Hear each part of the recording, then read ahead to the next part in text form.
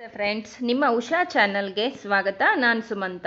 Friends, ಇವತ್ತು ನಾವು 2ನೇ ಮತ್ತು 3ನೆಯ ರೇಖಿ ದೀಕ್ಷೆಯಿಂದಾಗುವಂತಹ ಪ್ರಯೋಜನಗಳ ಬಗ್ಗೆ ತಿಳಿದುಕೊಳ್ಳೋಣ. ಅಜ್ಞಾನದ ಕತ್ತಲಿಂದ ಮುಚ್ಚಿಕೊಂಡಿರುವಂತಹ ನಮ್ಮ ಕಣ್ಗಳನ್ನು ರೇಖಿಯ 2ನೆಯ ಮತ್ತು 3ನೆಯ ಹಂತದ ದೀಕ್ಷೆಯಿಂದ ತೆರೆಯಬಹುದಾಗಿದೆ. ಹಿಂದೂಗಳಲ್ಲಿ ದೀಕ್ಷೆ ಕೊಡುವ ಗುರುವನ್ನು ಇಷ್ಟ ದೇವತೆಯಂತೆ ದಿನನಿತ್ಯ ಪೂಜಿಸ್ತಾರೆ. ಕಾರಣ, ಗುರುವನ್ನು ಪೂಜಿಸದೆ ಇಷ್ಟ ದೇವರ ದಿವ್ಯಾನುಗ್ರಹ ಕೂಡ ಆಗಲ್ಲ, ಇಷ್ಟಾರ್ಥಗಳು ಕೂಡ ನೆರವೇರಲ್ಲ ಏನೋ ನಂಬಿಕೆ ಇದೆ. ಗುರುವು ದೀಕ್ಷೆಯ ಮೂಲಕ ಶಿಷ್ಯನಿಗೆ ಸಂಧಿಸುವಂತೆ ಮಾಡುವ ಹಾಗೂ ದೇವ ಪಥವನ್ನು ತೋರಿಸುವಂತವನಾಗಿದ್ದಾನೆ. ಈ 2ನೆಯ ಮತ್ತು 3ನೆಯ ಹಂತದ ದೀಕ್ಷೆ ಪಡೆದ ಶಿಷ್ಯನ ಭವ ಭಾರವನ್ನು ನಿವಾರಣೆ ಮಾಡುವ ಶಕ್ತಿಯನ್ನು ಸಮ್ಮಿಳಿತ ಮಾಡಲಾಗುತ್ತೆ.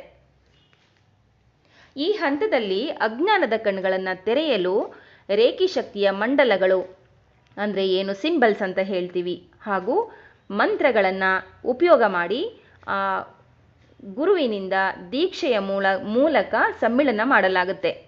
ಈ ಮಂತ್ರಗಳು ಹಾಗೂ ಮಂಡಲಗಳು ತ್ರಿವಿಧ ದೋಷಗಳನ್ನು ಹಾಗೂ ಪ್ರಾಪಂಚಿಕ ಬಯಕೆಗಳಿಂದ ಮುಕ್ತಗೊಳಿಸಿ ಸತ್ಯ ಮಾರ್ಗದಲ್ಲಿ ನಡೆಯುವಂತೆ ಮಾಡಬಲ್ಲ ಬ್ರಹ್ಮಾಂಡದ ಅದ್ಭುತ ಹಾಗೂ ಬ್ರಹ್ಮಾಂಡದ ಸರ್ವೋಚ್ಚ ಶಕ್ತಿಗಳಾಗಿವೆ.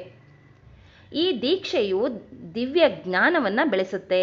ಗತ ಜನ್ಮಗಳ ಪಾಪಕರ್ಮಗಳನ್ನು ಹಾಗೂ ಬಂಧನಗಳಿಂದ ಬಿಡುಗಡೆಗೊಳಿಸುವಂತಹ ಶಕ್ತಿಯನ್ನು ಹೊಂದಿವೆ.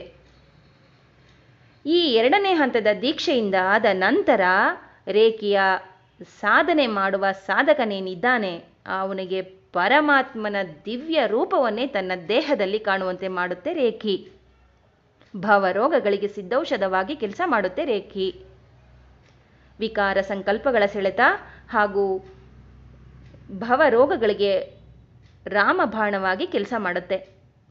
ಸಾಧನೆ ಮಾಡಲು ಉತ್ಸುಕನನ್ನಾಗಿಸುತ್ತೆ, ದೀರ್ಘಾಯುಷಿಯನ್ನಾಗಿಸುತ್ತೆ, ಸದಾ ಹಸನ್ಮುಖಿಯಾಗಿರುವಂತೆ ಮಾಡುತ್ತೆ, ಪ್ರೇಮ ಮೂರ್ತಿಯನ್ನಾಗಿಸುತ್ತೆ, ಆತ್ಮವಿಶ್ವಾಸವನ್ನು ಹಾಗೂ ಸಕಾರಾತ್ಮಕ ಆಲೋಚನೆಗಳನ್ನೇ ತನ್ನ ಮನಸ್ಸಿನಲ್ಲಿ ಬರುವಂತೆ ಮಾಡುತ್ತೆ. ಜೊತೆಗೆ ಶಾಂತಿ ನೆಮ್ಮದಿಯ ಜೀವನ ನಡೆಸಲು ಸದಾವಕಾಶಗಳನ್ನು ಸೃಷ್ಟಿ ಮಾಡುತ್ತೆ.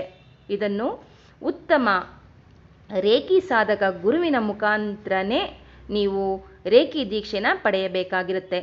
ಯೋಗ್ಯ ಗುರುವಿನಿಂದಲೇ ದೀಕ್ಷೆಯನ್ನು ಪಡೆದು ನೀವು ಸಾಧನೆ ಮಾಡಬೇಕಾಗತ್ತೆ. ನೀವು ಗುರುವನ್ನ ಆಯ್ಕೆ ಮಾಡ್ಕೋಬೇಕಾದ್ರೂ ಕೂಡ ನೀವು ಜಾಗರೂಕತೆಯಿಂದ ಆಯ್ಕೆ ಮಾಡ್ಕೋಬೇಕು ಅಂತ ಹೇಳ್ತಾ ಈ ವಿಡಿಯೋನ ಮುಗಿಸ್ತಾ ಇದ್ದೀನಿ. Thank you for watching friends.